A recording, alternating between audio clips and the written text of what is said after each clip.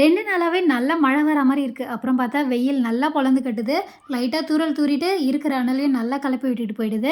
காலையில எந்திரிச்ச உடனே ஃபர்ஸ்ட்டு வேலை ஜூஸ் ரெடி பண்றது தான். கேரட்டு, பீட்ரூட்டு, கொஞ்சமா தேங்காய், அப்புறம் வந்து மாதுளம்பழம் சேர்த்து தான் ரெடி பண்றேன். ஆப்பிள விட மாதுளம்பழம் சேர்த்தா டேஸ்ட் என்னவோ கொஞ்சம் நல்லா இருக்கிற மாரி இருக்கும்.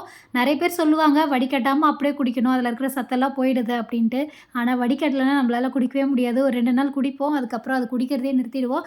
அதுக்கு இது எவ்வளவோ பரவால்ல. அப்படியாச்சும் நெனச்சுட்டு தான் குடிச்சிட்டுருக்கோம். லஞ்சுக்கு முருங்கைக்கீரை, துவரம்பருப்பு போட்டு தான் செய்ய போறேன். டேஸ்ட் சூப்பரா இருக்கும். வெங்காயம், தக்காளி, பச்சை மிளகாய், பூண்டு இதெல்லாம் சேர்த்து பருப்பு 3 விசில் விட்டு நல்லா வெந்து வந்த பிறகு முருங்கைக்கீரையை சேர்த்துட்டு அப்படியே மூடி போடாம ஒரு 5 நிமிஷத்துக்கு லோ ஃப்ளேம்லேயே வச்சு வேக விட்டோம்னா நல்லா வெந்துடும். இப்போ பருப்பு சட்டியில் ஊற்றி நல்லா மசிச்சிட்டோம்னா கீரை நல்லா மசிஞ்சிடும்.